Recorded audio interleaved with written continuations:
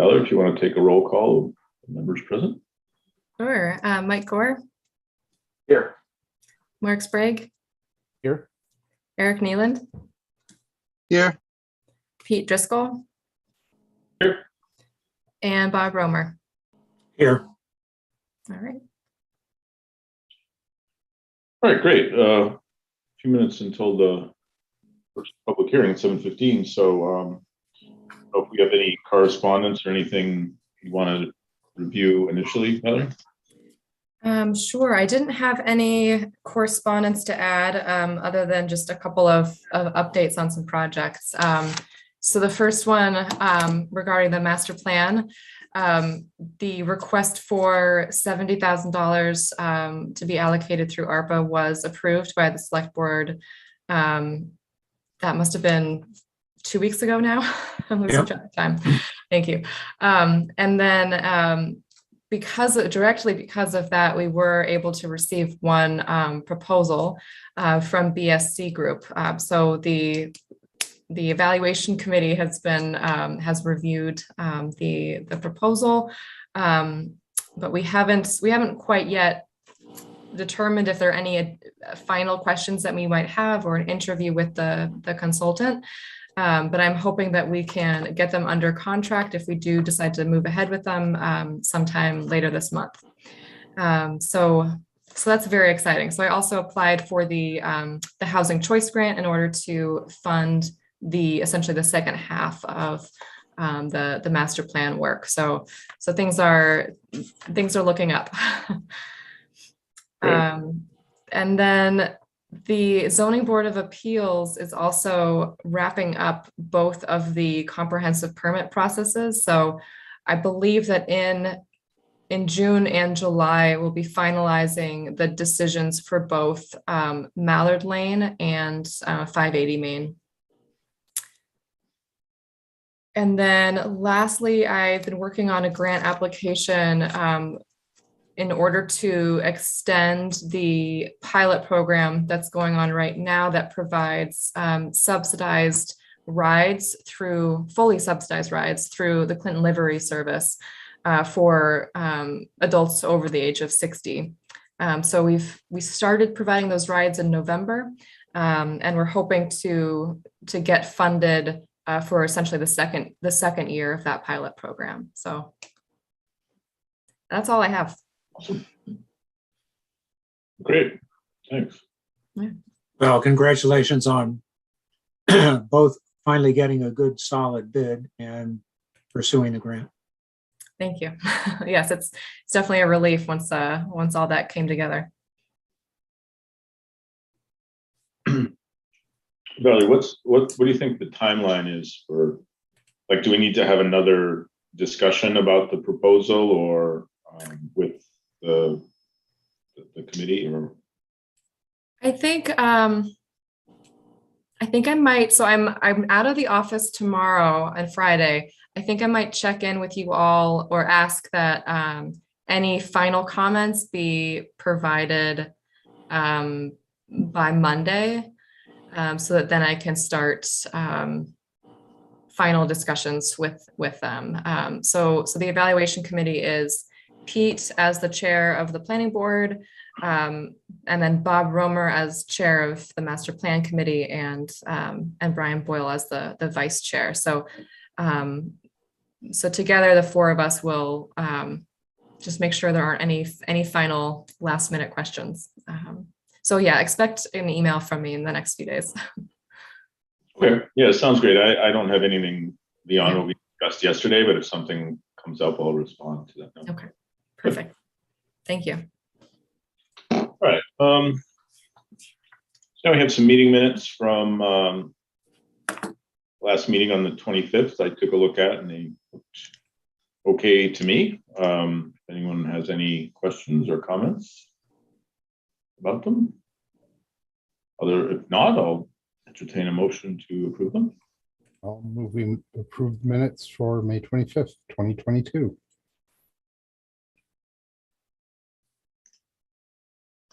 Anyone second that? I'll second it. And those in favor, Mike Gore. I will abstain because I wasn't present. Okay.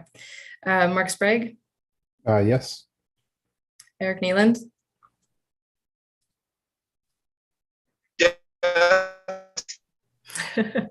and Pete Driscoll. Aye. All right. I don't know. Yes. Gonna mute Eric. Yeah, I heard yes. I said yes. I don't know if you heard me now. We got you, thanks. Yes, yes, yes, yes, yes. Good. All right. It is 7:14, so now it's 7:15. So we have a public hearing for a scenic road and shade tree public hearing. I need to read the public hearing notice, yes? Yes, I'll pull it up for you. Okay, I can. So it's really only this bit that you need to read. Yeah, sure, no problem. All right, hang on, my screen just something weird there. There we go. Okay. In accordance with Massachusetts General Law, MGL Chapter 87, Public Shade Tree Law, Section 3, cutting of public shade trees, hearing damages, and MGL Chapter 40, Section 15C, Scenic Road, and Section 250-24 of the Bolton Zoning Bylaws, Scenic Roads. The Town of Bolton Tree Warden and Planning Board will hold a joint public hearing on Wednesday, June 8th, 2022 at 7:15 p.m. via Zoom video communications. Incorporated Zoom regarding an application from Jonathan Metchlin for the proposed removal of 3 public shade trees identified as 1 4-inch diameter oak, 1 6-inch diameter cherry, and 1 14-inch diameter cherry required to construct a driveway. 387 Old Bay Road identified by the assessor's map as 5B parcel 49. The driveway will be used to access property identified by the assessor's map as 5B parcel 97. The application and plans are available for review at the town's website. Okay, so now that we have that out of the way, if anyone is here, if the applicant or representative is here to discuss what we're looking to do.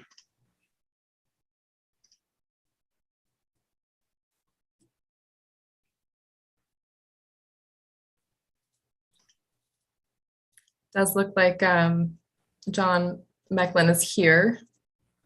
I talked with him. I talked with him earlier today, and he said that he would be joining us this evening. Okay. And I'm Samantha Sendermeyer, I guess one of the applicants for building the house. But John said that he would talk to you guys.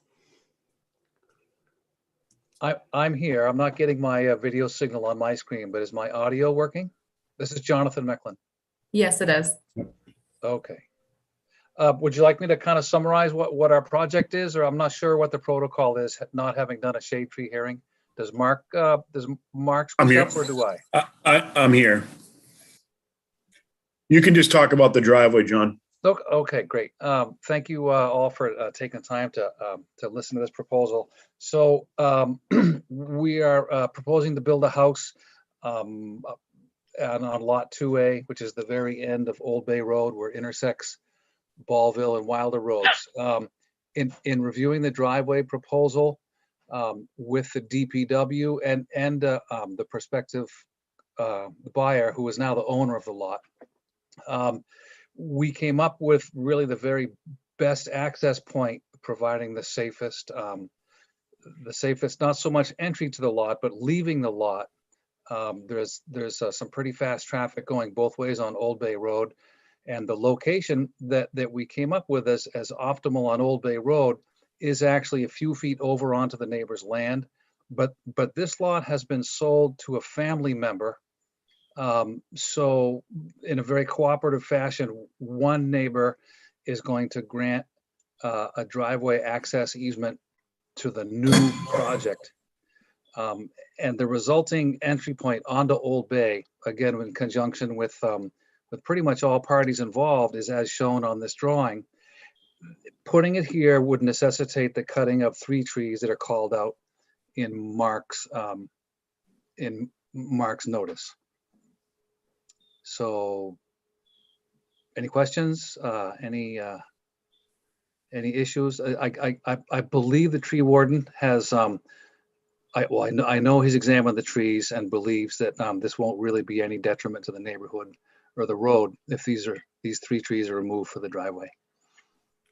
I just want to make it clear, this is Mark Case, the tree warden. I'm also in a butter. We own the property across the street. This is probably the best solution for this driveway. Minimum impact to the road, minimum tree removal, and probably the safest choice. And Mr. Mecklin has met with Randy from the DPW, and they discussed this as well. So the trees, like I said, are a little bit off. They're still in the town easement, but they're back off the edge of the road a little bit. And they are probably the minimal trees that need to be removed for the driveway access.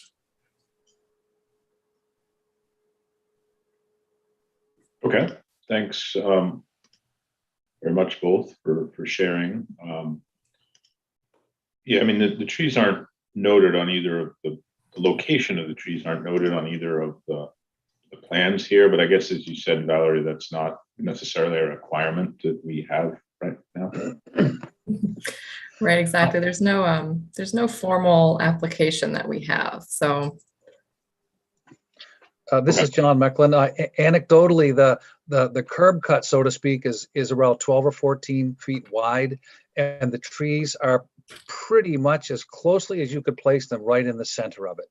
So heading downhill towards Wilder Road, there is a very large, very lovely mature oak, probably nearly 3 feet in diameter. So we're well away from that. And then were we to head a few feet in the other direction, then we're really imposing on the neighbor's land and getting very close to their barns. So these trees are dead center in the target, but as Mark said, they're right on the edge of the public taking, and they're pretty much right in the center of that 12-foot wide right away. Okay, great, thank you. Anyone else on the board have any? Where is the driveway for lot 1A? This is John Mecklin. It's approximately 100 feet east, heading uphill on Old Bay Road. And the configuration of their lot doesn't really permit combining those driveways at all. Yeah, right about where her pointer is, perhaps even a little bit east, is the existing driveway for 1A. Okay. But the configuration of their yard and their buildings, you know, it would be tidy to come into the same spot, but the property as it exists doesn't really allow for that. You'll also notice, just in an aside, Wilder, this lot also has a large amount of frontage on Wilder Road, but in creating this lot, the selectmen specifically asked, due to very high travel speeds and other issues they've had, that we not enter the lot on Wilder Road.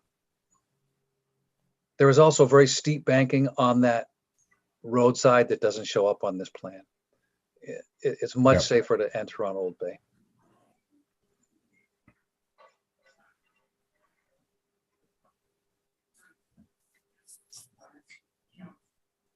Okay, thanks. Anyone else on the board have any questions or comments on this? Valerie, do you have any concerns? No, this looks good to me. Is there any opportunity along the frontage on lot 2A to kind of put in, I mean, I can't say replacement trees because they won't be the same sizes, but you know, similar trees to kind of, you know, add back that the canopy that we're losing? Again, this is John Mecklin. The entire stone wall along its run is heavily vegetated. There's almost no other place along the entire a frontage on Old Bay that doesn't have a tree that we would have to cut down. There's perhaps one spot, but then we would be interrupting the scenic stone wall. So I guess maybe it's a trade-off. I mean, I certainly wouldn't object to planting a few trees, but were the board to have a minute to review that, it's very heavily vegetated along that wall. Okay. And I guess I There's would no, look for the there's warden no to way, back that up. yeah, there's no way you could plant trees within the town taking. They would have to be on private property. Then they're no longer town trees either. So the power line also zigzags across the road and runs down that side. So you'd be planting trees under the power lines. So it'd have to be a good choice of what species of trees. Jonathan mentioned earlier about a large stately oak tree. All three of these trees are like underneath the canopy of that oak tree. It's not like we're losing a lot of overall canopy. Okay.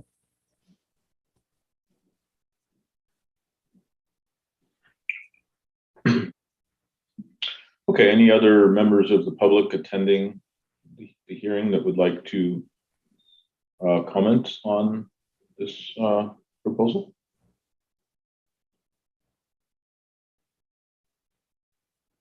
Okay, if there's nothing else from the board, I guess I'll entertain a motion to close the hearing and then we can vote. Okay, I'll move we close the hearing. Second. And those in favor, Mike Gore, Aye. Mark Sprague, All right. Eric Neeland, Aye. and Pete Driscoll. Aye. Okay, I'll entertain a motion to approve this request. I'll move we approve the taking of the 3 trees indicated in the public notice. Second. And those in favor, Mike Gore, Aye. Mark Sprague, All right. Eric Neeland, Aye. and Pete Driscoll. Aye. Okay, great. Thank you very much, everyone who commented. We appreciate it. Thank you very much. On behalf of the owner, we're looking forward to moving ahead with the project. Thank you, gentlemen.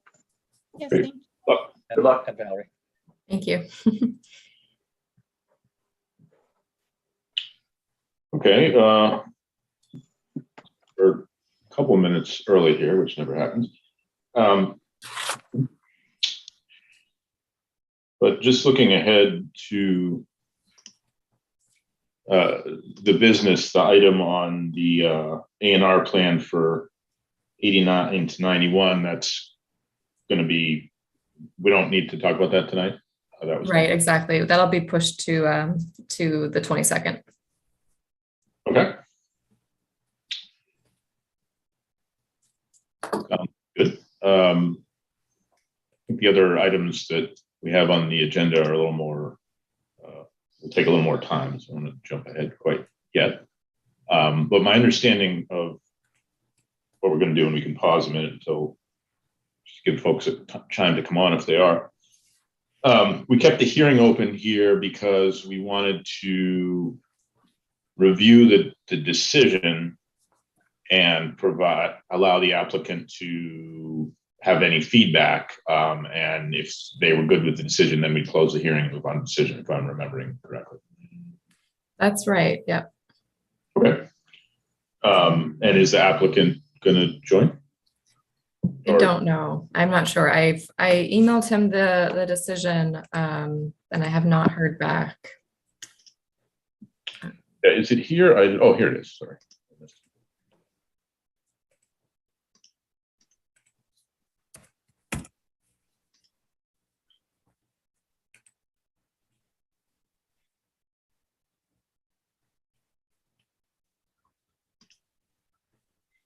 So maybe Valerie, if you want to pull it up, we can just start going through it. We won't close the hearing. We'll give a few minutes just in case he joins a couple minutes late, but we can at least, the board can take a look at it.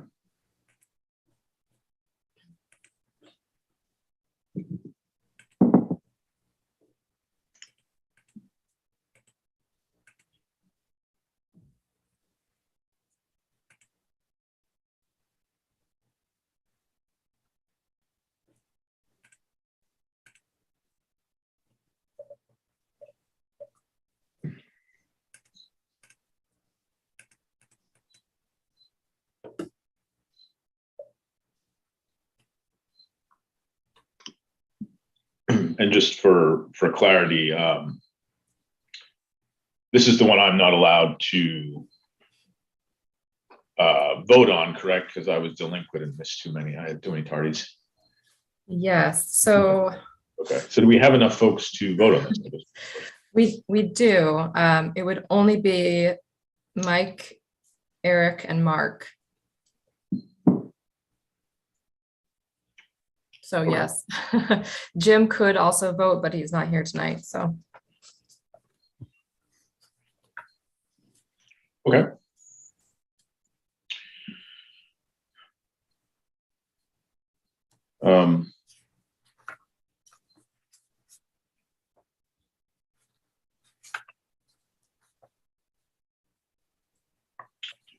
So I think the first page looks pretty straightforward. Any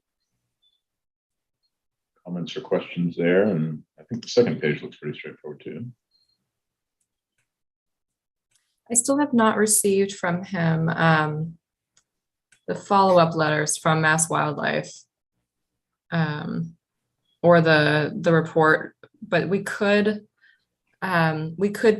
put that as a condition that that would be expected as part of the definitive subdivision application.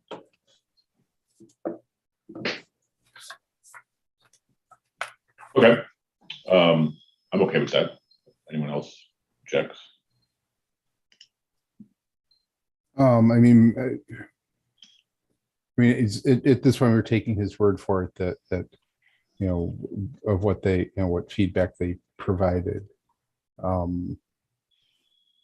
Is there any? I mean, is there anything in there that could change the subdivision if he was spinning something in a different way than what us or conservation would want it to be?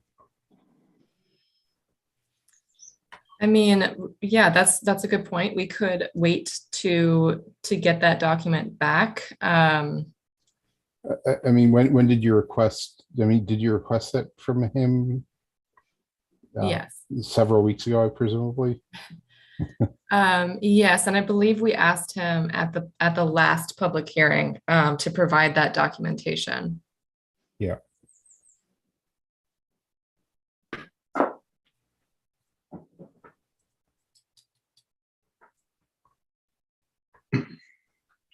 Okay, well, let's go on and see if there's other things that we're waiting on here. And if there's a whole bunch of things, then that might, sway our decision one way or another. I'll see a few other comments in the next few pages.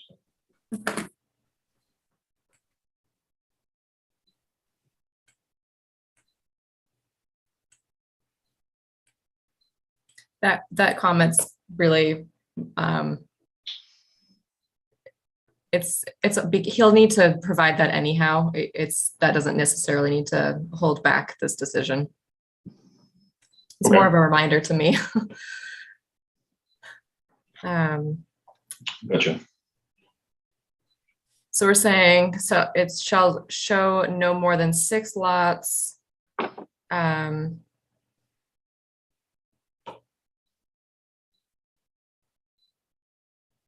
then just a little bit more about the application process when they do go for the definitive subdivision. I did wonder, this number 9 was from previous preliminary subdivision decisions. I don't know if that is something I don't think we did discuss it during the public hearings, but I don't know if that is something that you would like to have included in the decision as well.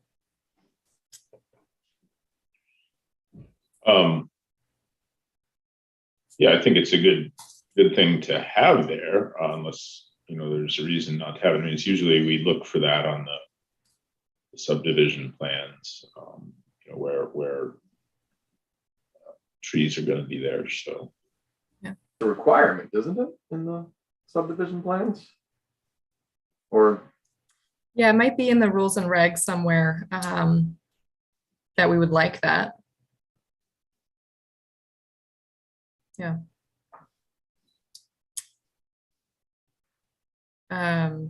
And then number 10, we did discuss the last one, just wanting the fee in lieu rather than the actual construction of a sidewalk. That makes sense. Um, Valerie, can we make something a little stronger on 9? I mean, if it's in the Yeah. regs, do it. mhm. I should review the regs to clarify that it is in there.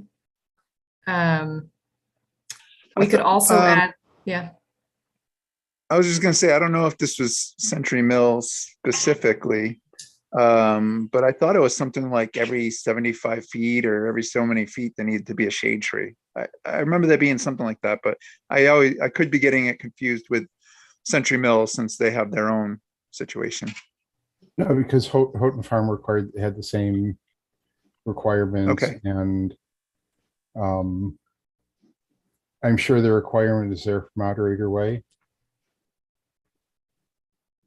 Okay, so I can say something like, in accordance with the subdivision rules and regs, the board expects the installation of shade trees along the proposed road. Yeah, that makes sense. Or he needs to show us what he's cutting and show us that there will be sufficient trees left, along the roadway. Mhm.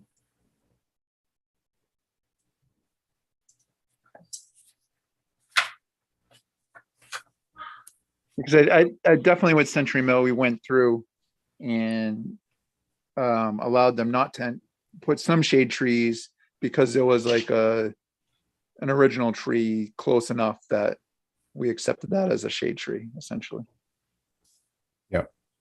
So how do we go about articulating that? It sounds like it's something of a compromise. If there's trees there already, depending on the number of trees and the spacing, maybe it's not necessary. If that doesn't work, some additional ones, that's I hard think to, the way we went about it, is just saying it's required so many feet, and then we like waived specific trees for along the way. I don't know exactly when we did it, but Yeah, I think it was just a minor modification to the definitive Yeah. approval that, to say, instead of cutting this tree down to make room to plant a shade tree, we'll keep this, oak or whatever is already there, intact. okay. Yeah, I could say the installation or preservation of shade trees. That's good. Yeah, that's good wording. And if you can tie it back to the regs, give it a certain amount of teeth, that would be good. Mhm. Okay.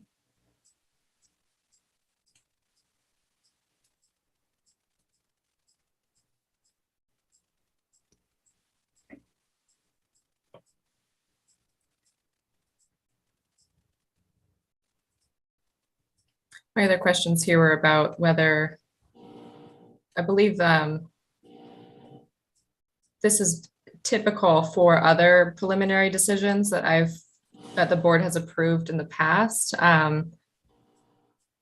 But I didn't know if perhaps, just because of my own lack of knowledge of Bolton, if it was perhaps only done in other subdivisions because there was already historical significance of the property. I mean, this was done at Moderator Way, and that's of course because there was the historic home at the base of the hill. This was also there for John Powers Lane, which is the common driveway just east of Town Hall. I think it was there for Tadmore as well. So I don't know if this is just something that is just always in there, or if it just so happens that there have been a lot of historic properties getting subdivided. Yeah, I mean, my recollection in some previous, some of those previous, initial subdivision discussions, members of the historical commission were very vocal during the hearing process. we haven't really had that more recently. So that could be part of that. I recall folks from the historical commission being part of it and talking about the historical significance. So I think it's good to keep there. I mean, it's not a requirement, but I think it's something we've done in the past. And if there is some historical significance of that area of town or the land, it's a nice thing. Okay.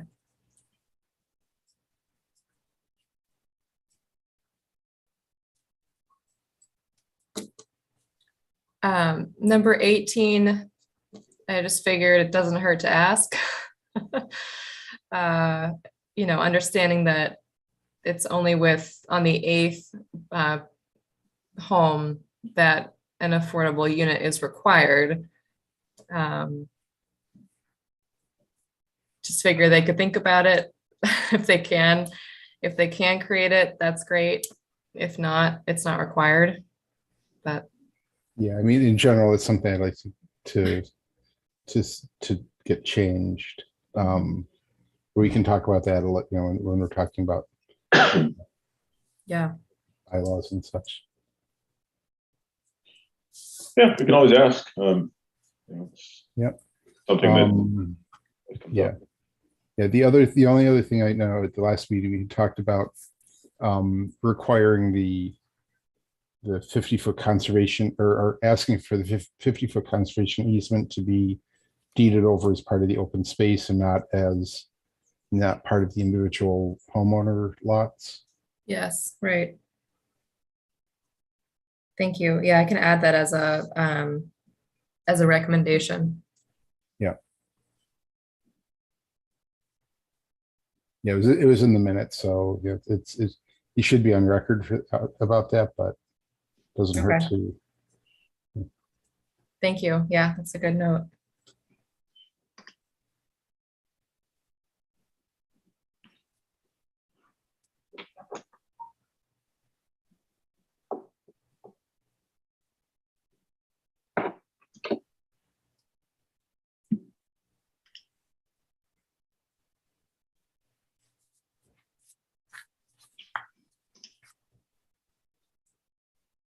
Okay, and that's pretty much it. Yep. Okay. Valerie, where do we stand in the subdivision rules and regs with tree removal, clear cutting? I know there's so many rules and regs. I know we touched it on another one, but where is it addressed at all in subdivision rules and regs? I'd have to just quickly look for it. I don't believe it is. No, I don't believe it is. Well, we should add it, and I think we need to we should have the same wording where it's, we were talking about trees over so much of a diameter should be put on the plans and Mhm. to save those trees essentially, and then so they just can't tear down every single. We don't want to get into the Keys Farm situation where it's just a big landslide. And we talked about it with respect to the marijuana regulations. Yeah, that's right.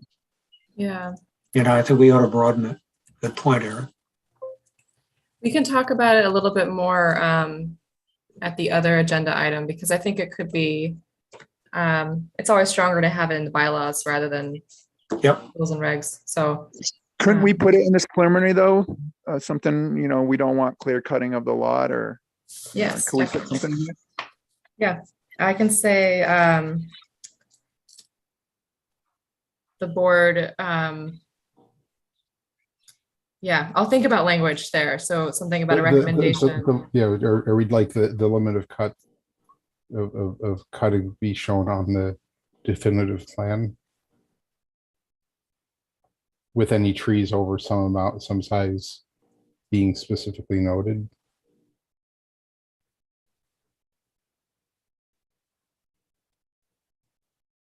Because the topology of this land as well is this developer seems like they're coming from a good place, but if they were to clear cut it and they don't take care of all the basins and everything properly, we're going to have silt runoff and everything, just like Keys Farm, right? Or worse, yeah. Yeah, I'll add in something as well about a recommendation of consideration of phased clearing. So that it's not just all at once. But you're right. I mean, I do believe the applicant intends to sell the subdivision plans. So I don't think that I don't think it will be the same group building the subdivision. So, let's be specific then. yeah. Well, No, I mean, even in that case, I mean, there's a lot of favors and strongly favors, which really has no teeth to it, right? That's like a recommendation. I mean, Yeah. like, That's- can we actually say we require no clear cutting, or like, can we actually put a requirement in there, or does it have to be in rules and regs or bylaws for us to do that? I think it's more that it has to be part of the definitive subdivision decision rather than the preliminary. So I think in the definitive decision, we'll have the opportunity to make findings and say, based on, we'll have to tie it to, based on the ecological value of the landscape and the prevalence of ledge, and, that we would require phased clearing. The preliminary sets expectations though, right? I mean, Right, so I think we can tell them that we recommend inclusion of a phased clearing plan at the time of application. so I think we opened up the subdivision rules and regs like a couple years ago, and I could be completely wrong about this. And we put a very non-specific, no clear cutting like section in there potentially. But I think we should open it up right away and put specific language to that. Whatever we're doing across the board.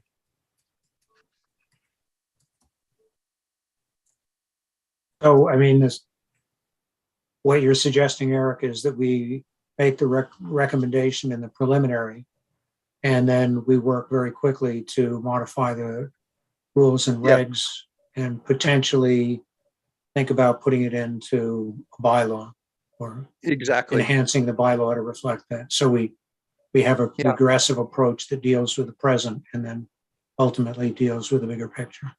I mean, because ultimately we don't want another Keys Farm, For more reasons than one. Yeah, I mean, looking at this, I think to Mike's point, like 12 and 13, if I could 12, it's not that we favor only one curb cut. I think we're, requiring only one curb cut off of South Bolton Road. Right. And 13, similarly, I think it's that we're, requiring that the existing vegetative buffer and stone wall remain undisturbed except for, the curb cut and, anything that has to be done for sightline reasons. So I think that some of the softer language is being used because it's a preliminary. So, so that is aligned with previous preliminary decisions that have been approved. And it's really because the preliminary process is really meant to just provide advisory guidance to the applicant. It's not until the definitive subdivision phase that will say, this is what we want. So I understand the point.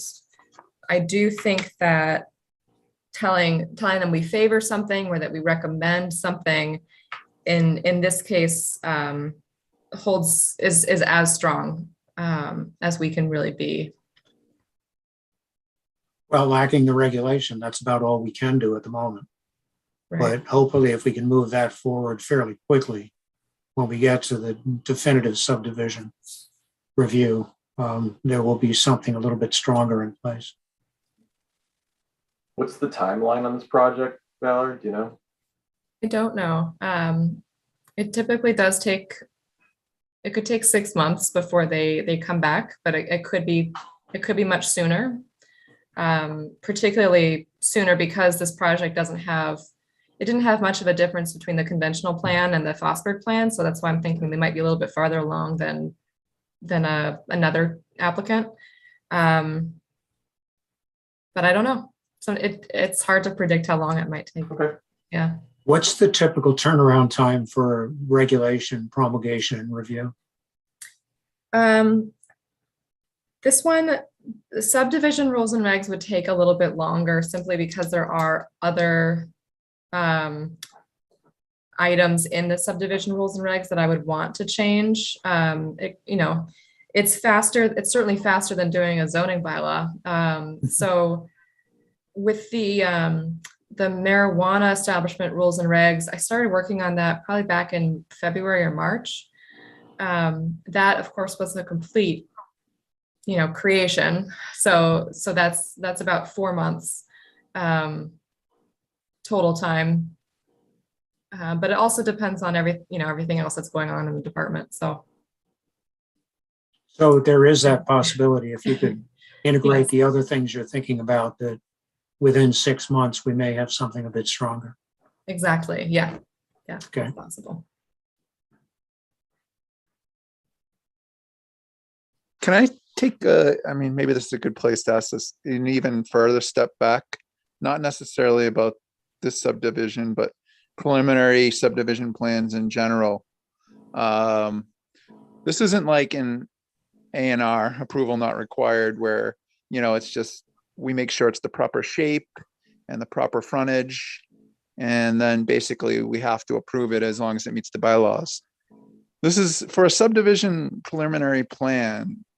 It's not a foregone conclusion, is it? I mean, if the planning board deems that a particular subdivision isn't proper for the town, we don't have to grant it, right? I mean, it's not like an A&R. Am I wrong about that? I mean, it's not like, It is. this is we're allowing a private way. Go ahead. Yeah, so I think that I know you're not asking about this specific one, but just broadly, I think if you approve a preliminary plan, it does, and the plan has not changed much between the preliminary and the definitive. It makes it much harder to say no, because essentially the town is, we're in good faith working with the applicant to get toward an approval. Right. Not all Well, applicants. what my question was though, is if we were not happy with it, this is where we would disapprove of it, right? We wouldn't grant the preliminary. Is that correct? So preliminary is really just more of an advisory phase. So I think if it was not approved, the applicant would probably say, okay, fine, and just come back with a definitive. So it wouldn't prevent them from doing a definitive plan. I guess, so what I'm trying to understand in general, because I know there's a bunch of subdivisions potentially coming, and we have the 580 Main Street, which is gonna give us all the housing we need. If for whatever reason, we're not happy with a particular subdivision, legally, as a planning board, can we disapprove of a preliminary? Do we have the right to say, no, we don't like this subdivision? It's not like an A&R where, okay, you're on a public way, you have this frontage, you have this lot shape, you have the acres you need, you have the ability to put in a septic and a water, you can do it. They need our signature, but it's approval It not doesn't- required. With a subdivision, where do we stand legally to not allow it?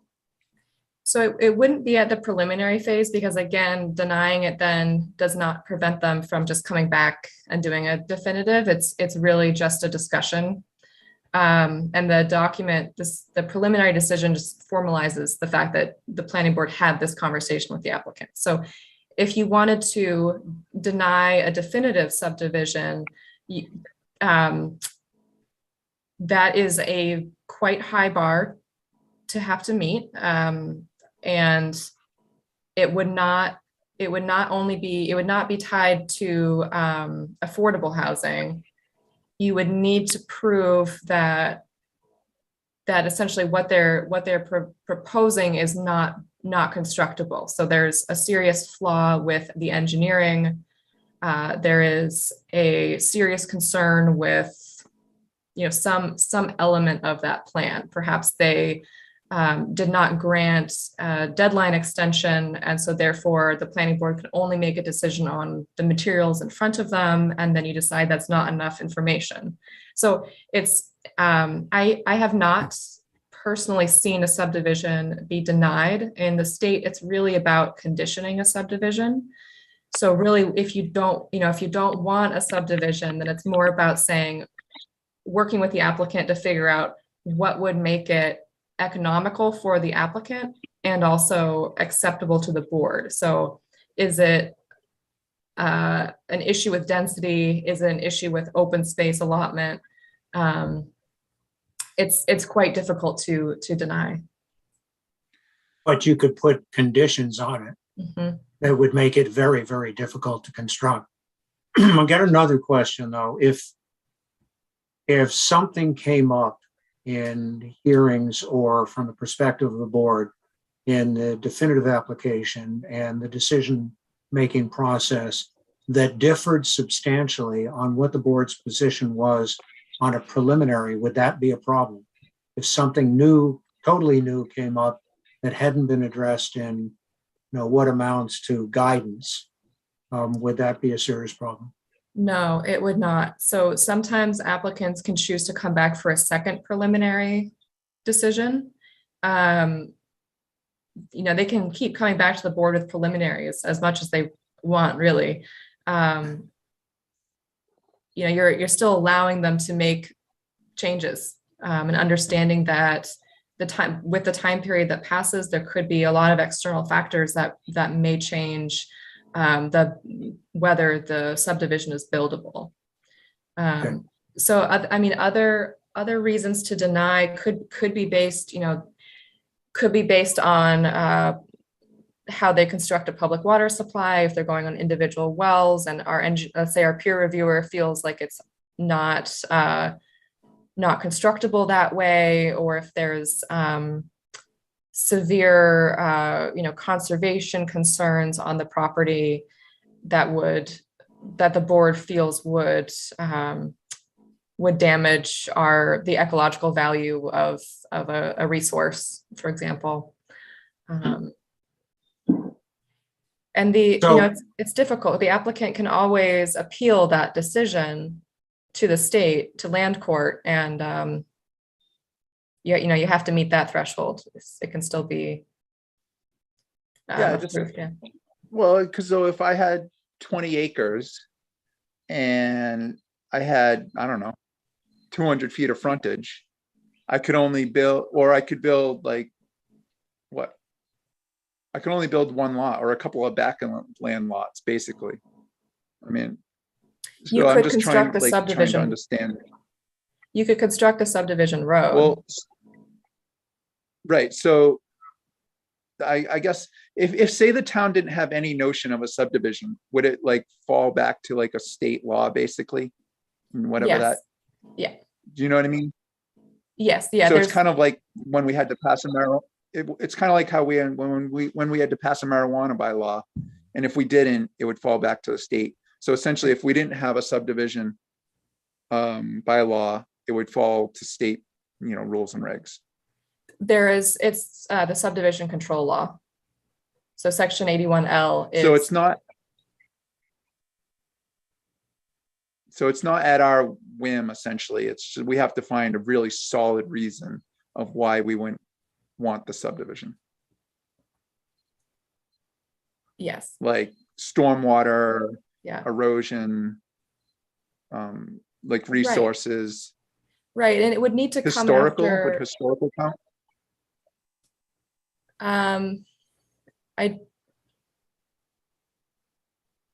It's really hard to say. I'm sure that there is a board that has denied something based on historic value. It is difficult when, there is for 22 West Berlin Road, you know, there was a demolition permit that was approved already, right? So the historic value of that land, a lot of it is currently changing. And I think, so I'm just getting to it. I think, so Eric was asking me about the sale of 22 West Berlin Road, which is the farm at the top of the hill there with the scenic view of the city. So it's on our historic inventory, and it's on, I believe it's noted as a scenic, it's on a scenic inventory as well. And a developer has purchased it. I don't know I have not had the developer confirmed, but that one's, it's going to be difficult. I think, you know, it's, if you're thinking of how, you know, it would need to come after the board was very honestly trying to work with the applicant. And if there were clear reasons that a peer reviewer has pointed out of why it's not working, and the applicant then not trying to address any of those engineering issues. So there would need to be kind of a breakdown during the public hearing process, right? Mhm. Yeah. Yeah. I mean, this I is mean, also yeah. slightly different. You know, that we need the preliminary in order to approve the number of lots for the Fosbury. So true. it kind of does force them into doing the conventional, you know, the preliminary conventional as well. That's true. Yeah, I mean, in So- this case, I mean, Yeah, I because, I I don't think they really, That- go ahead. Go ahead. I was just gonna say, yeah, I mean, I didn't want to funnel it into a specific property, but yeah, I mean, Sorry, that is yeah. going to be a difficult one. I'm sure there's going to be interest. You know, Yeah, So- and the Fosbury point is interesting. You know, we can request, we can try to work with the developer and see if we can make it into a Fosbury. so We'll talk about this. we'll at get the into next- this. yeah. We'll get into this later.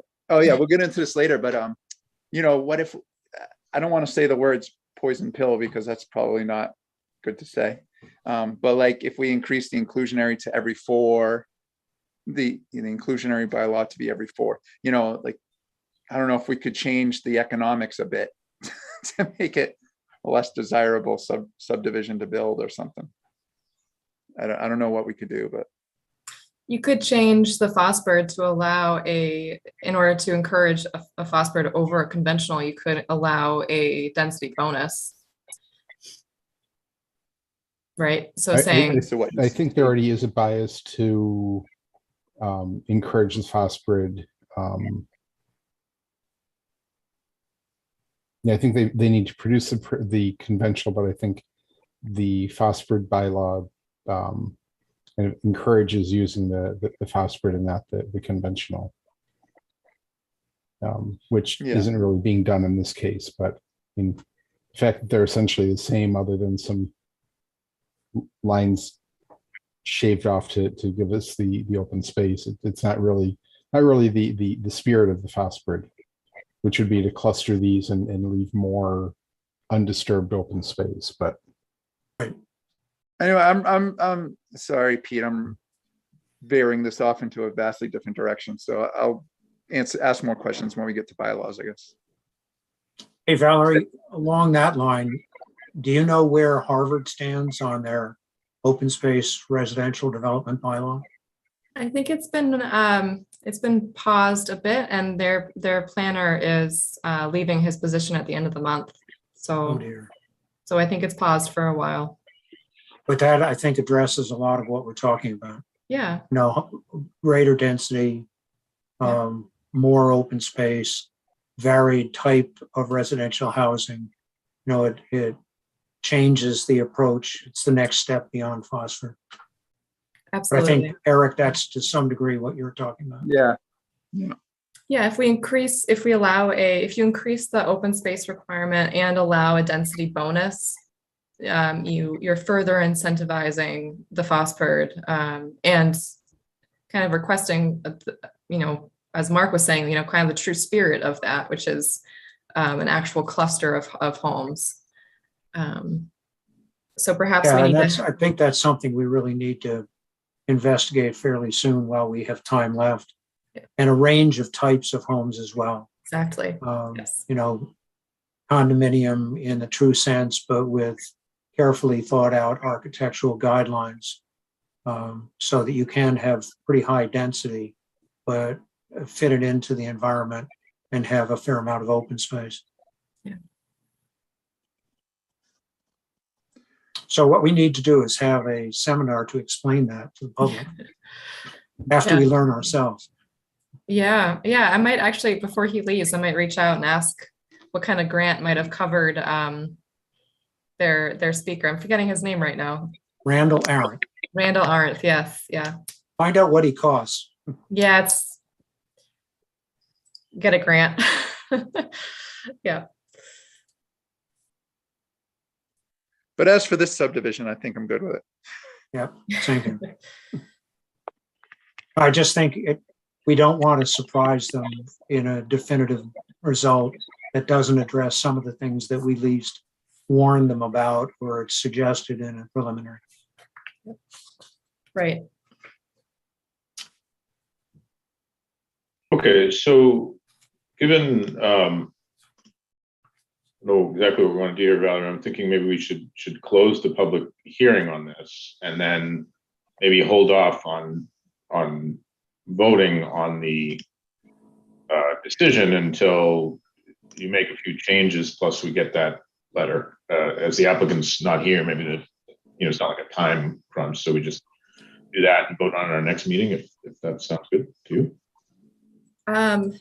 Yes, except I would say that I wouldn't be allowed to, it's kind of weird. I can't receive new information after the public hearing's over. So in that case, we might want to just keep it open.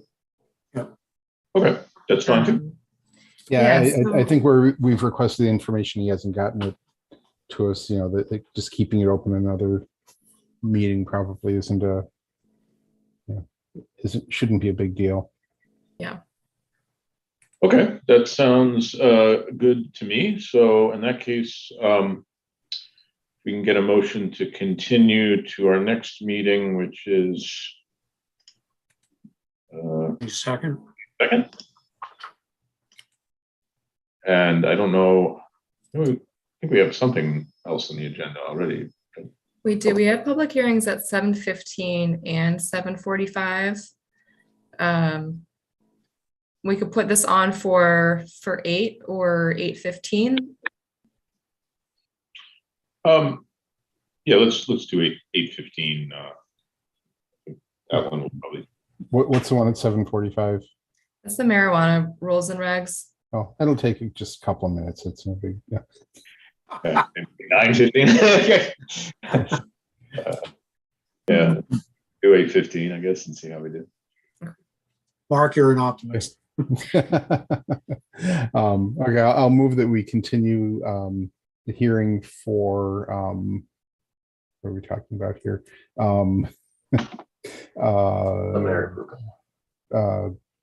The phosphid for map 2C parcel 23 on South Bolton Road to the June 22nd meeting at 8:15.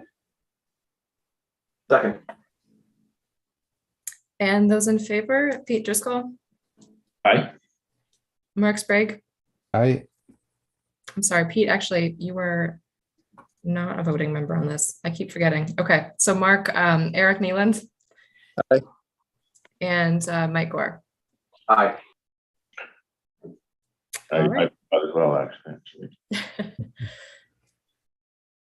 Okay, so the next one is the one in our plan for 9 to 91 South Bolton Road. That's postponed to the next meeting.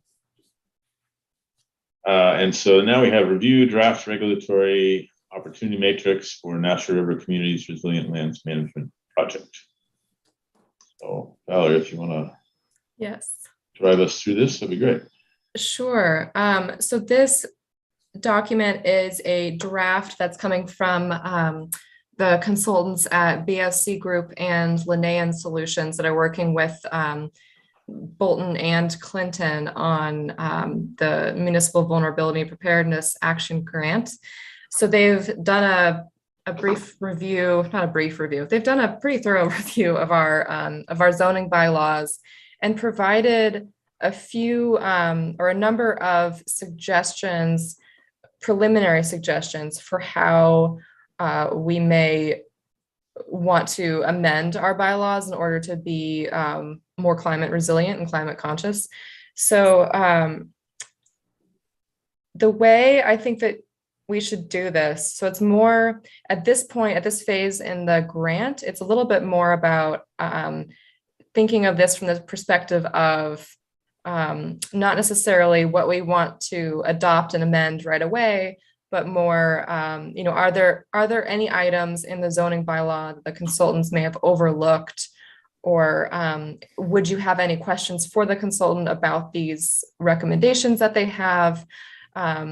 Or if there's anything else that you would want included in this so that when the planning board does opt to make zoning changes, the rationale can be a little bit stronger because it'll be tied to a planning process.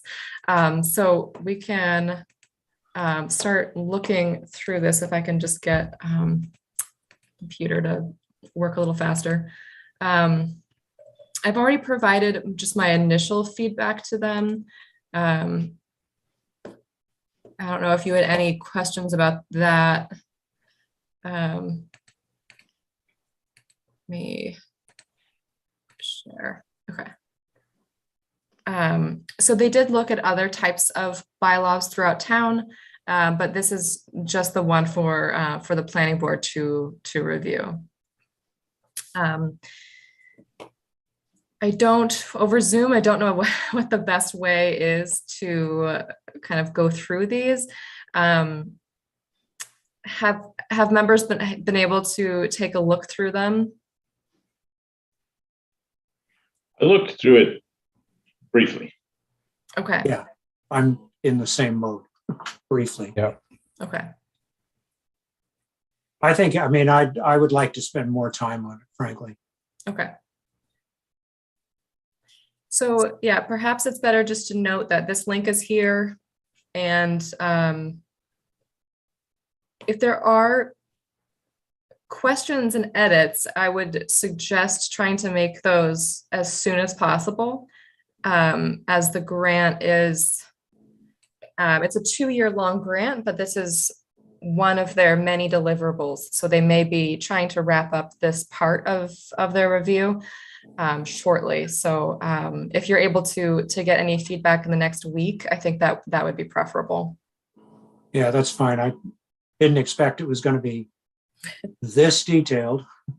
Yes, And, yeah. when I got into it, I realized what at least I was dealing with. Yep. Yeah, I've had a busy couple of weeks myself. I didn't get to review this, but I would like to review it and talk about it Yeah. more in detail. And it clearly required a lot of thought, and it was really good to have examples. Yes. Yep. Yeah, at times I was looking for examples that may come from a community that is more like Bolton. Yeah, So I am interested to know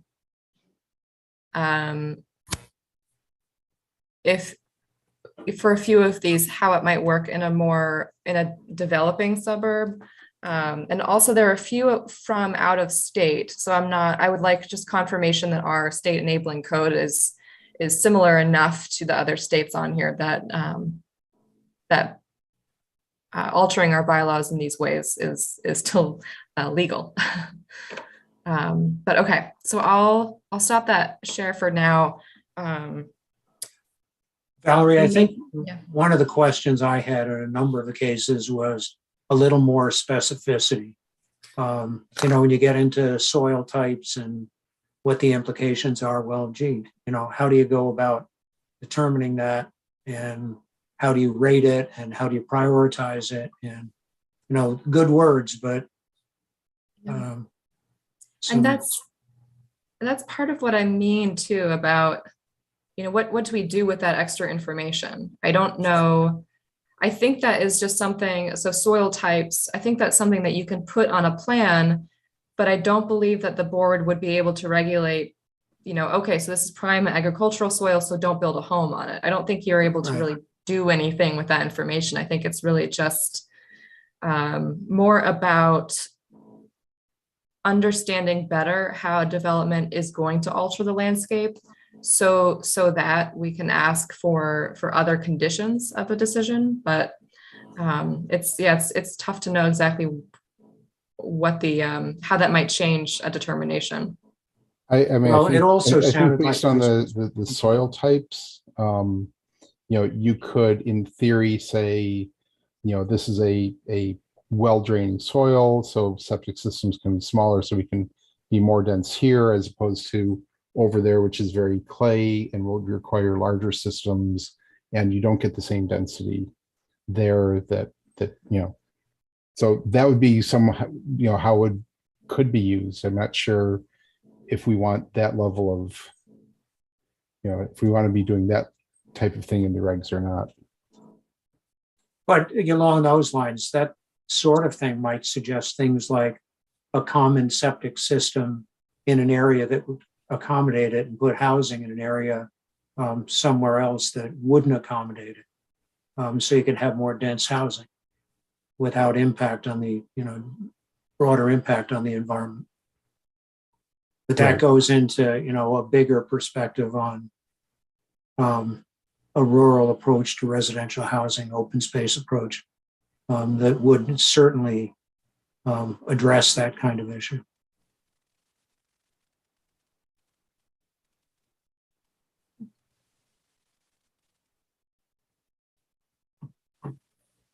But that brings up a much bigger issue to me on how do you go about recommending and implementing broader landscape planning when it comes to town planning, particularly with residential. You can bring somebody in with a good concept, but can't impose the concept unless you have a mechanism to do so. Hence Randall Aaron. Yeah.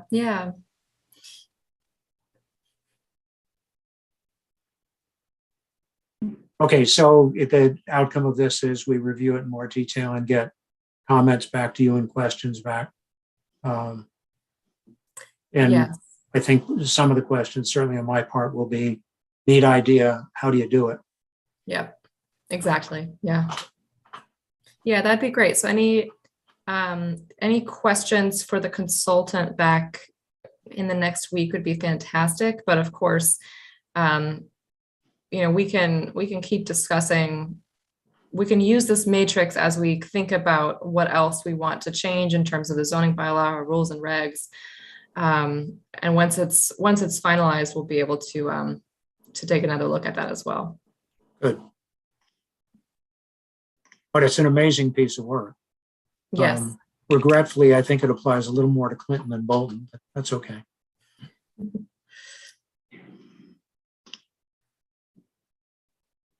Yeah, I think Valerie, your last question, your feedback about prioritization, of a list like that would certainly be helpful if the consultant. Yes. Yeah. I was also wondering, there's just so much in there that I'm wondering too, how it works to,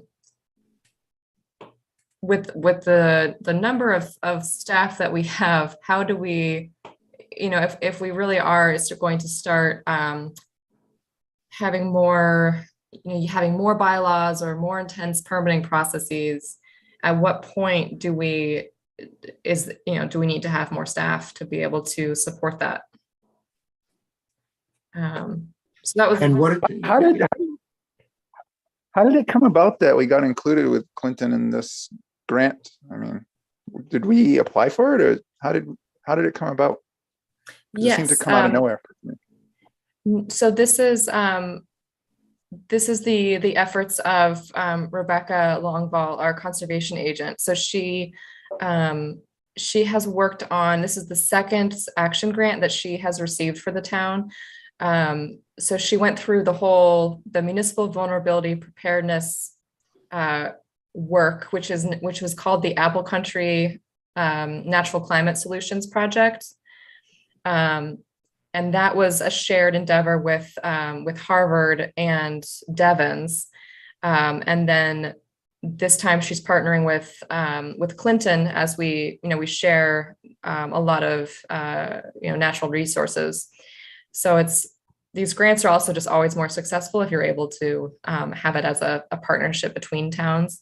So really, I do think the credit goes to Rebecca for getting these grants.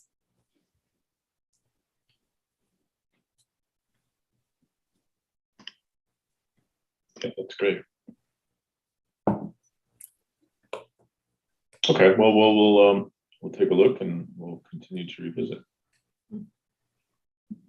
Okay, so kind of, transitioning similar things we've been talking about zoning bylaws. I see on the packet, Valerie, you have the annual work plan and then the draft list. Do you want to go through the annual work plan first with the board? That's okay. I mean, we did review it back in February. Really, I think I included this as a way to kind of make it understood that there may not be a lot of time to dedicate to zoning amendments and reworking of rules and regs. But also because back in February, we talked about what a few of the topics might be. We did discuss, just to name some, increasing inclusionary housing, an erosion control bylaw or earth removal permits, tree protection, and the potential expansion of the mixed use village overlay district. So just wanted that there as food for thought, but I think we can focus on the list of potential articles. Okay. So yeah, and really what I'm hoping for is kind of an initial review and some preliminary feedback from you all on what you feel the priority may be this year. Yeah, that sounds great. And that's kind of what I'm, thinking too, as we discussed, Sue and I, Valerie, discussed a couple weeks ago, just starting with the list with some stuff we've talked about from previous years, some new potential things, and then, things that come in, whether from members of the board or the public or, consultants or wherever. And, if the list is large, that's okay, but by no means there's an expectation that we're going to tackle everything on the list. And over, I think from a timing perspective, my view is over the next couple of months, over the summer into September. I know we only have a few meetings in the summer, but into the September timeframe, we kind of try to populate the list and take a stab at starting to prioritize, but then maybe in the fall, in the September timeframe, we try to, have a good priority list, and then we can kind of figure out where to draw the line of, okay, what can we actually, do for the town meeting next year? And it might only be one or two or three things, and then the rest of the list can just kind of continue. So, if you want to pull up the list that you have, I mean, I took a look. It looks, looks great so far as. A lot of thoughts and ideas, and certainly encourage everyone on the board to add in more or things they've thought of as we kind of go through the process. I will say on timeline, we have to have our public hearing in February. So if we're gonna do any of these, we got to get started as soon as possible, essentially. Yeah, I think the outcome of the business district assessment will give us food for thought, certainly on the village overlay district and things like that.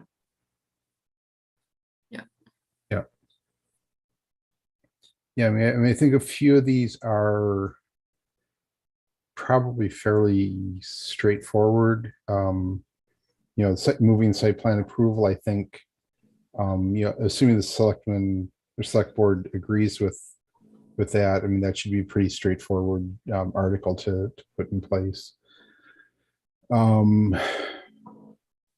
Let's just, we go top to bottom. Sure. Sure.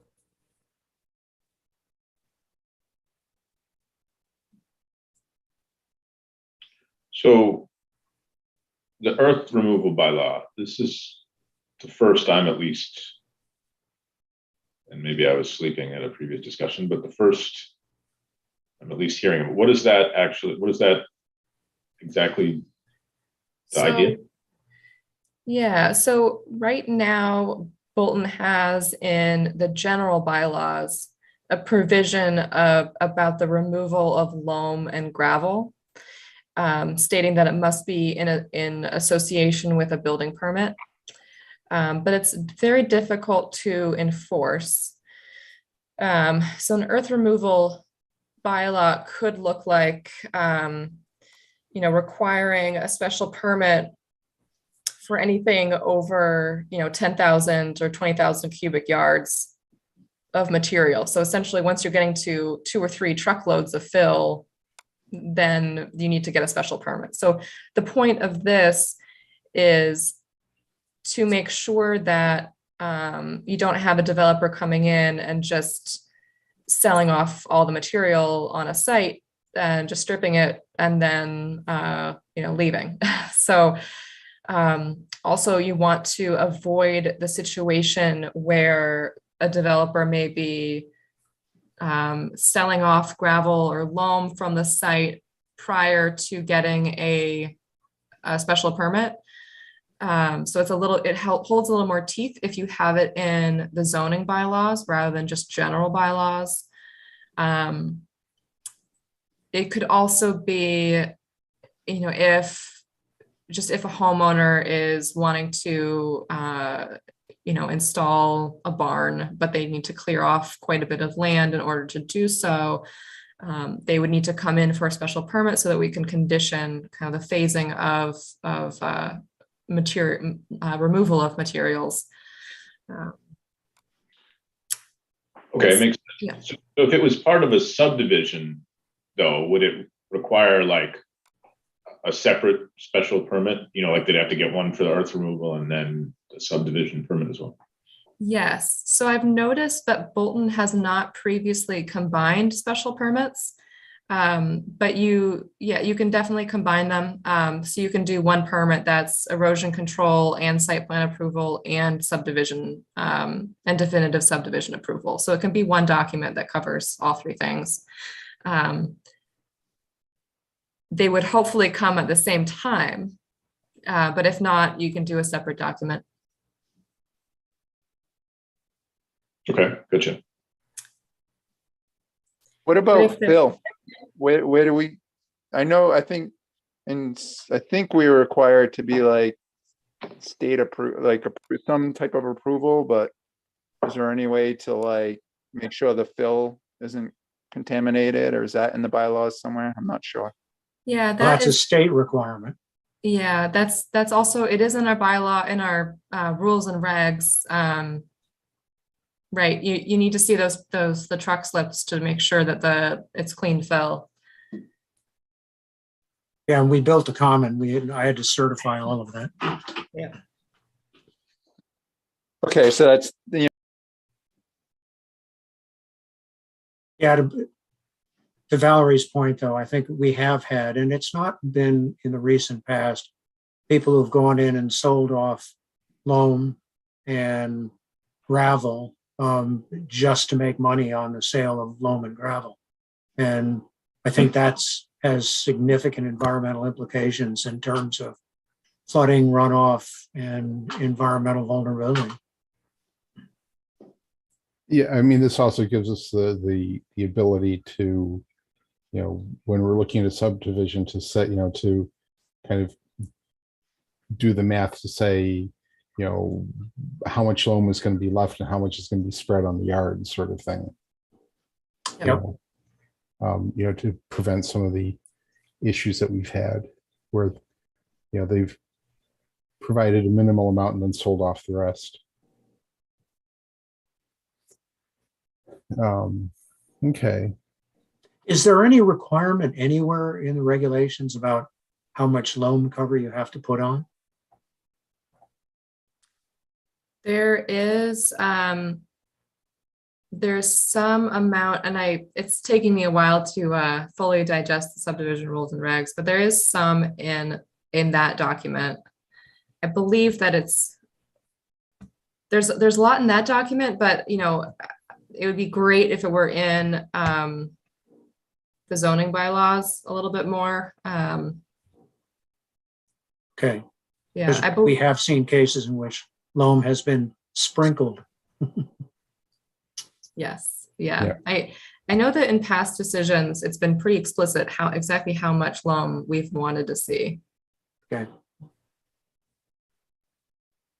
Unfortunately, definitive subdivision approvals are hard to enforce. So that's part of why having an earth removal bylaw and it's easier to enforce a special permit than it is a subdivision approval. So having it as a separate item is useful. Okay.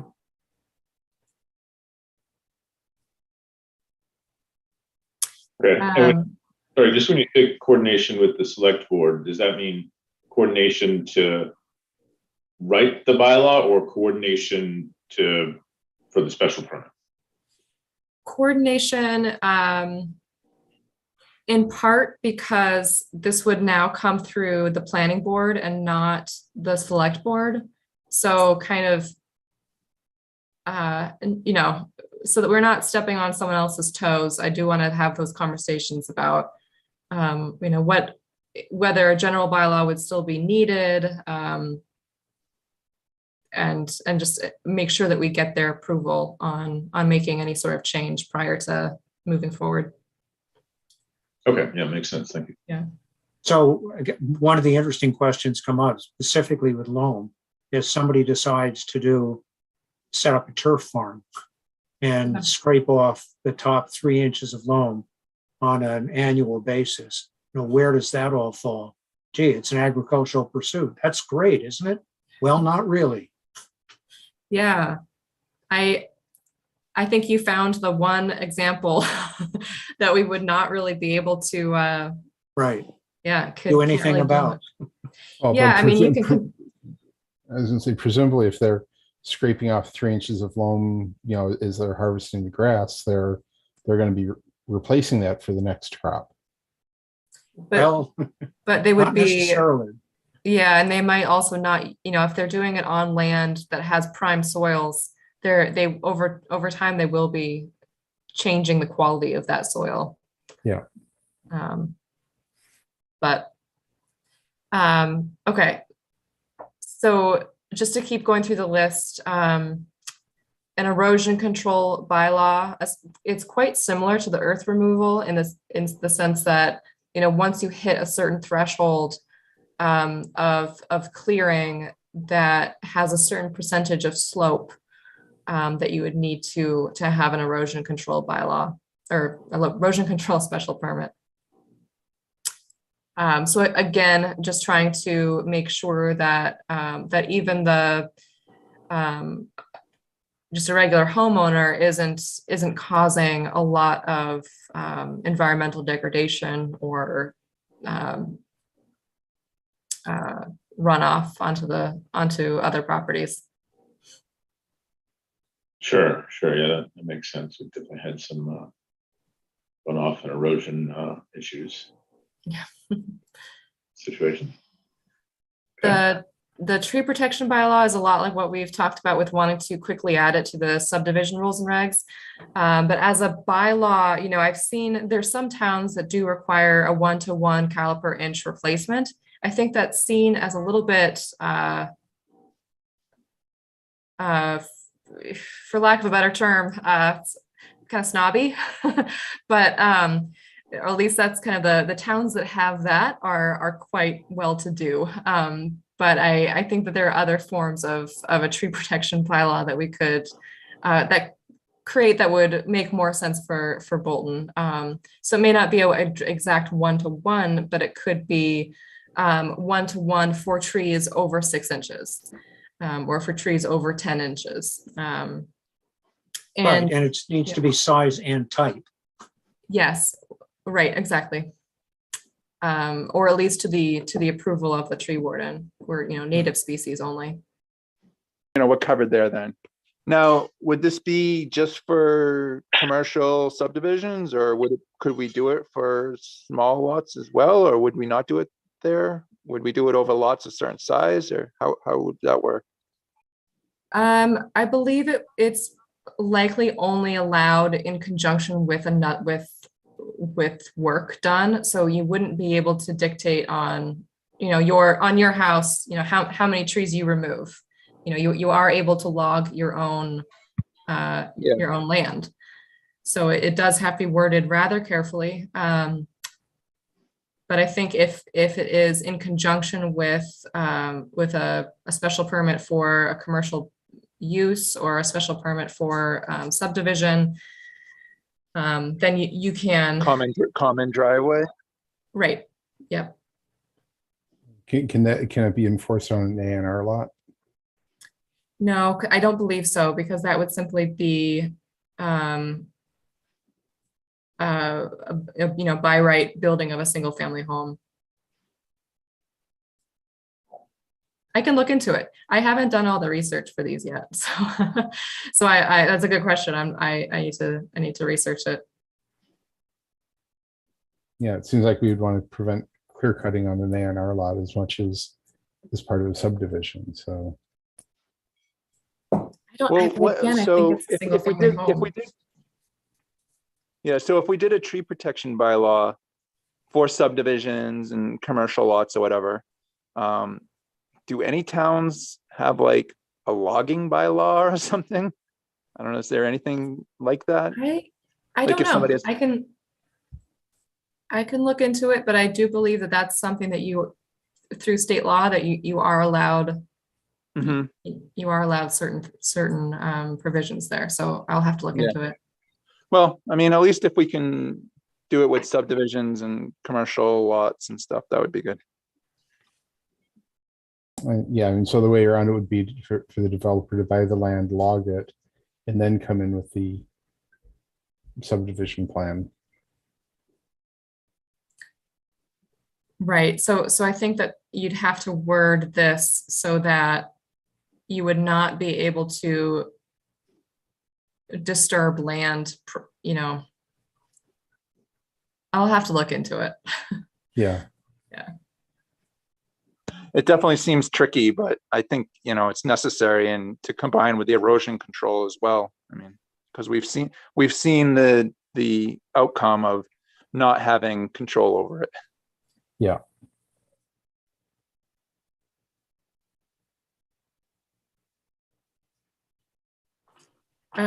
So site plan approval, I really want to work at some point on this bylaw.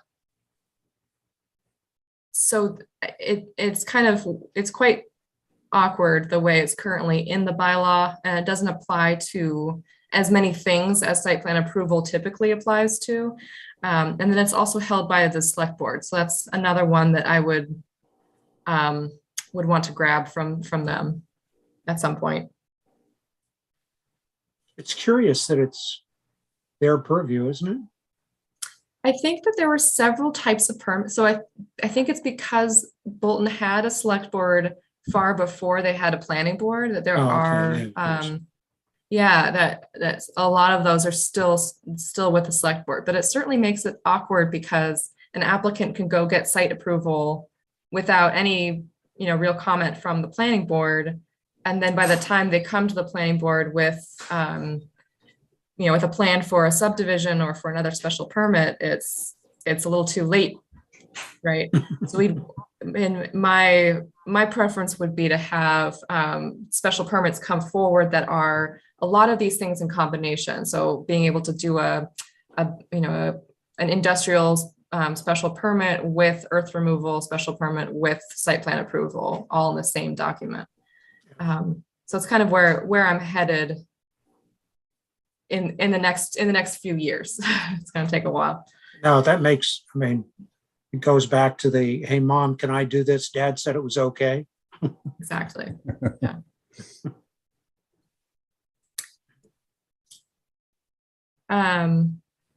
So the adaptive reuse bylaw, I think it's a great way to allow the reuse of historic structures as something other than a single family home.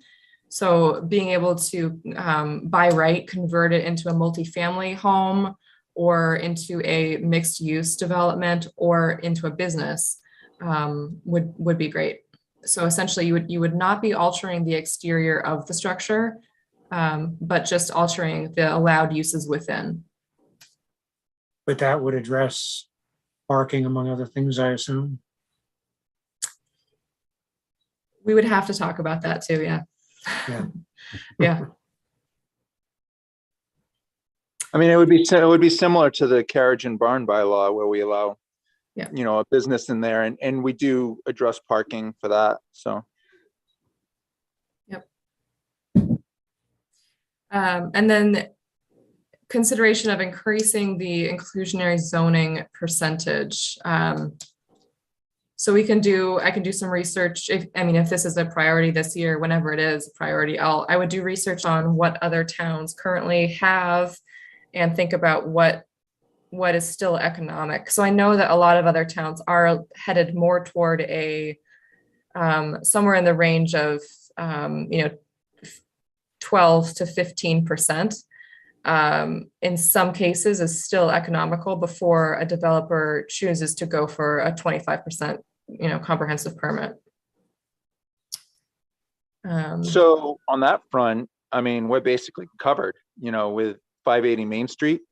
So I don't think we have to have the concern of, oh, they're going to go to 40B because we're at our 10%, or we will be. So, this goes back to the previous discussion of, making subdivisions, maybe if they are going to do it, maybe we can get more out of it, more affordable, more different varying size units, like Bob said, that's something that we can address here. Yeah, maybe, definitely. I maybe will note, make it a little bit stronger than 1 for every 8. Yeah. So the one thing that I talked to Valerie about this a little bit ago, is 1 out of every 8 made sense when it was tied to a particular lot or the value of a lot. A few years ago, we changed it to be a kind of a based off of something from a number that we get from HUD, I think. yep. So does it make sense to make that basically, 1/8 of that amount per lot? Whether it's 1 lot or 100 lots. So if you think about it, like on, if that was in place on the South Bolton Road phosphor that we were just looking at, we'd get, there'd be 6/8 of an affordable, that affordable amount would come to the town to, to help with, the various things that the Affordable Housing Trust uses that money for. Instead of saying, it's only 6 units, so we get nothing. Yeah, good point. What's your threshold for it kicking in then? Yeah, we 1? could just change the bylaw. We could just change it to be like from, whatever low minimum number to be. What's the subdivision? 4 units, 5 units? Yeah, whatever it is. From that low number to 8 is 1 unit, or, that low number to whatever is 1 unit, whatever we do. So we always get at least 1, kind of like a Well, we roundup. can, I'll have to, do the research. We don't need to, decide what Yeah. the percentage might be at this point. But I do want to note that I do want to be pretty forward thinking here because, 580 Main will push us over the 10% for a certain amount of time. and I don't want to have to come back and redo a bylaw 5 years down the line. So, I don't know how long that 10% is going to hold. But I want to, if we do choose to amend the inclusionary zoning bylaw, I would be doing, it would be quite a bit of research, but to a good end, But again, the purpose would be to continue to stay ahead of 40B. Exactly, it would be. Yep. Okay, fine. Absolutely.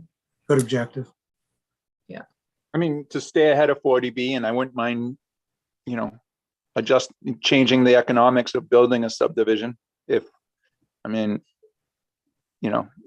filling up every single open spot in town, it seems, that isn't conservation. So if we could change the economics a bit, that tip the scale a little bit, that wouldn't be bad.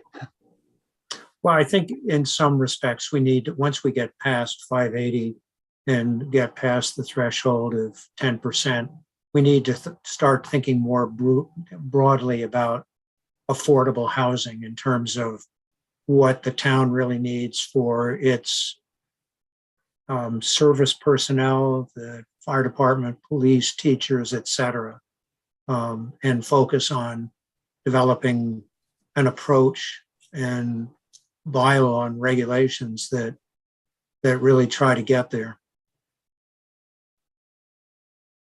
There's a lot of different ideas here. I mean, you could do an overlay where in certain parts of town where you're allowing affordable housing construction at a certain density by right. Right. So you can really guide development to very specific areas and make it quite economical to build affordable housing. Kind of flip that. How do we make it uneconomical to build a cookie cutter subdivision? Well, you can also think about how to make it very incentivizing to build something flexible and unique and affordable. So there's lots of different ways of thinking about it. But that's where an architectural and landscape advisory board becomes critically important so that you don't get enormous pushback from residents, particularly in the area. The minute they hear about, concentrated affordable housing or multi-unit residences, people get pretty upset over that, but it can be really nice. Yeah, I think that's one of the ones, if the board feels like it's a priority, that's something that I would want to start, and that would take a few years to really get through, because you're holding you're trying to build a coalition behind it, you're holding lots of forums around it. But I'm not to say it's not worth starting now. But there are, as we look at this list, some of these are quick fixes that we can do this year, and others are more of a long-term strategy. In that regard, I would be willing to distribute copies of the first edition of Rural by Design, Randall Arendt's book that he presented at Harvard. If anybody's interested, I can get those copies. The second edition is $110. I don't really want to belly up to the bar for that, but I couldn't find a lot of difference between the first and second edition. So that's good to know. If you're interested, I'll get copies for the board and get them out through Valerie to you. Yeah. How do you have access to them, or are you suggesting purchasing them? Well, I'll give Randall a call. Oh, okay. Because I think he has quite a pile of them still. He might. I will mention, if you're not successful there, I do have some funds remaining in my budget that expire in a couple of weeks. So. Oh, in which case we'll get the second edition right away. Right, there you go. Okay, so I'm looking at the time here and realizing, there's quite a few left. So We mentioned earlier consideration of a density bonus included in the phosphid bylaw.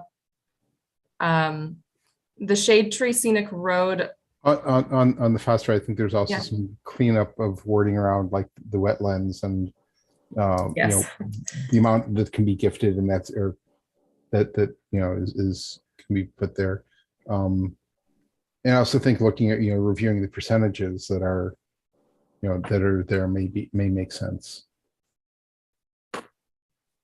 yeah, I've seen a lot of other bylaws that allow for 60% of open space preserved rather than 40.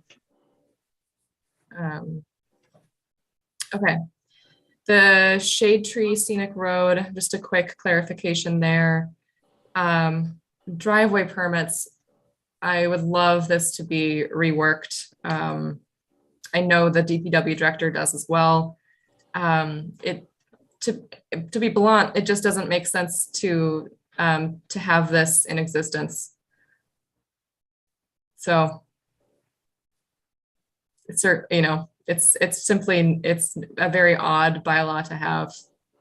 So I would want this to be fully within the building department or fully within the DPW, but I don't see a need for planning board or planning department review.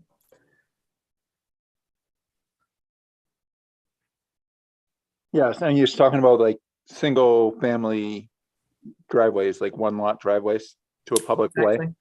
Yeah, the single and shared use driveway,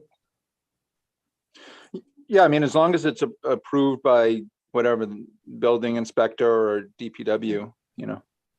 yeah, I think it's worked in the past because the planner has had more, I mean, Erica was an engineer, so it made much more sense, but I cannot eyeball a 10% slope. So it's, you know, I've just never seen that as part of a planner's job. And I know that Randy has some other issues with that we could help with as well. Yeah, just as long as we don't have 747 runways into individual houses. Yes, exactly. Yep. You know, parking regulations, we've talked about some of that, basically across the board, looking at parking maximums rather than minimums. A review of the sign bylaw. I think the sign bylaw might be fine, but it might also take just a quick review just to see if, you know, it's meeting all the requirements of Reed versus Gilbert, basically making sure that we aren't giving any type of sign more of an advantage over another type. So, but which I don't think we do. I think our sign bylaw is all for commercial use. But we might want to alter it to make sure that it's clear that a sign cannot be placed within the town's right of way. I think there's also a request to review the size of the signs. Yes, that's correct. We did get a business owner wanting to put a sign for a home-based occupation, and feeling like the 3 square foot was too small. And then other bylaws to support local ag. That was also reiterated in that matrix that we were looking at for a bit. We've talked about expanding the mixed use village overlay district. You know, that one I don't feel like I have all the research I would need for that, though hopefully the business district assessment and market analysis will be done in July. So that would give us a lot more data to work on. And then lastly, the split use zones. What exactly are split use zones? I think it's split zoned lots. Split zones, sorry. Okay. The lots in town that are partially Right. residential Yep. and partially business. Yeah. Sometimes, so towns have, you know, you can choose to dissolve the line and actually alter the zone. or you can have a bylaw that addresses split zones. But Bob, in particular, if you go look at like the GIS maps, like the business zone around, say, 495, like around the Kane property. Oh, It's yeah, just- no, I it's just- understand that. It's I just just- a rectangle. It had nothing Right. to do with property lines. No, So I understand. yeah, so the gas station that's there, the owner, David Kane, over the past couple years, he's been looking to potentially redevelop it, but he can't because the business and residential line basically goes down the middle of the property. Yep. Okay, no, I understand. I mean, to say, so he can't develop it the way he would like to. Correct. And this would take a little more research as well to really understand, because as you're saying, like the zoning boundaries are holding back some development, and that the town may be interested in that. So it's going to take a little more research to understand kind of what a build out would be if those lot lines are altered, so that we can show voters kind of the picture of what's possible. So maybe what, it's- so what was this dissolving thing you're saying? I mean, I always knew it as we would have to like physically adjust the map, but like, what are you saying dissolving? Yeah, maybe it's just getting late. Sorry. So, right, just altering the zoning boundary. So you were talking about the same thing then? Yeah. And then, so I wanted to pair the discussion of zoning bylaw amendments with the other needs regarding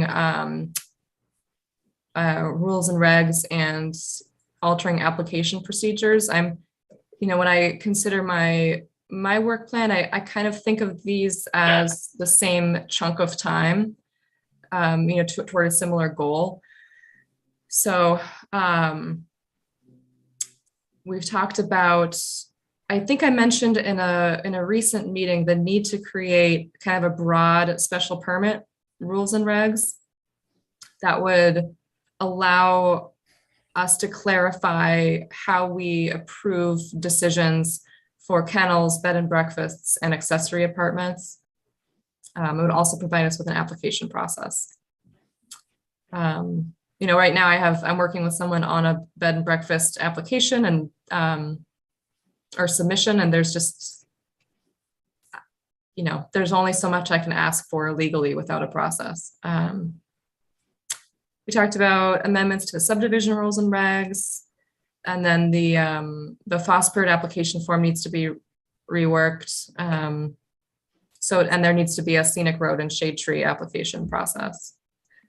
And then we're also hoping for some road acceptances this year as well. I do want to add that I've reached out to both developers at Century Mill Estates and Moderator Way again last month to ask for any construction updates, and have not heard anything. So, all right, so that was a long review, but to Pete's point before, are there any advice on how you might prioritize this list? Or, maybe give me your top two. Well, I think, one thing that might help us prioritize, Valerie, is to, for each one, if we can kind of rate it from, or if you can rate it from your perspective as, easy, medium, or hard, however, like some are kind of, fairly simple, straightforward things. They might be almost like that's a no-brainer to do it because it's a limited, it takes a little bit of work, some little cleanup thing. If there's complete new things, that are going to take a lot of research and time on your part, that might help us, because we obviously want to not, try to bite off more than we can. My goal is to do the best, whatever we decide to bring, do the best we can in terms of the research, any public outreach, our discussions, and of course all the work, that you have to do. so that we have the, best opportunity of being successful. So, I mean, that might help a little bit. I mean, a couple of them said, "Oh, this is pretty straightforward or easy." So that might be one way to help to start. Because if we decide, okay, well, there's 3 or 4 that are pretty easy, shouldn't be a big deal to do. Maybe we say, okay, put those a little higher up, and maybe the harder ones we choose one to bite off. I don't have a particular. I'd have to think a little more about, from my perspective, what would be, at the top priority. But I can do that before our next discussion, and others can chime in with their opinions too. Yeah, I mean, I think, there's 2 parts to it. One is, how much effort is it going to require from Valerie? The other part of it is, how important is it to the board? Like tree protection, the tree protection bylaw may be a lot more work for Valerie, but I mean, I know Erica and Mike have mentioned it multiple, that sort of thing multiple times. So that may be more important to them to, versus, parking regulations or something. So, there's, kind of, so I don't know whether we should all, go and kind of rate these as, 1 through 5 on how important they are, to each of us. And then Valerie can kind of rate, how much effort they are. And then we can kind of come up with the list of the ones that are, the board feels are the best, the best use of time. Yeah. I mean, that sounds like a reasonable approach, to kind of get started over the next, couple months. And if folks have other things they think of that they want to add in, or if other things come out of, I think, I was going to, so I think the things like that we're waiting for the business zone assessment, I mean, those things, and we're trying to understand Main Street more. I mean, those probably could drop a little bit lower priority, but things like that are, stormwater erosion, tree removal, like more like, things we're dealing with subdivisions and stuff, maybe those should be prioritized. So then how about for the meeting on the 22nd, how about I can draft up kind of an idea of short, medium, and long-term or long timeline for each of these. I can add in my own prioritization of them, and then perhaps in the meantime, you can each maybe send me a few of your top ones. And I understand that there are a few that are not here as well. So earlier in this conversation, we mentioned wanting a new bylaw that might require a mix of housing types. To allow, both affordable housing, but also, diverse housing options that would also produce affordability. Does that make sense? So if you all could kind of give me somewhat of your impression of priority, and then I can maybe be a little more prepared for a conversation in 2 weeks. Sure. I think that would be great, and then we can just kind of iterate on it and discuss, and we might change over time. But I think that's we've got a lot here, so it's a great start, and over the next few months, just try to figure out which ones we want to tackle and start tackling them.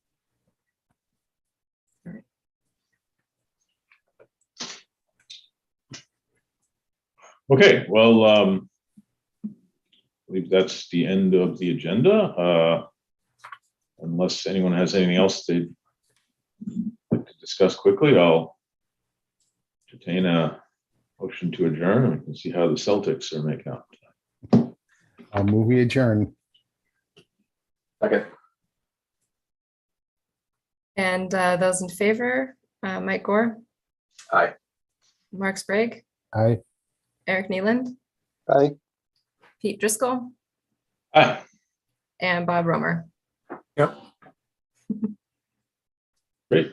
Well, thanks, Thank Eric. you. Good night. Have a good night. Have a good night. Hey, everybody. Thanks, Phil. Bye.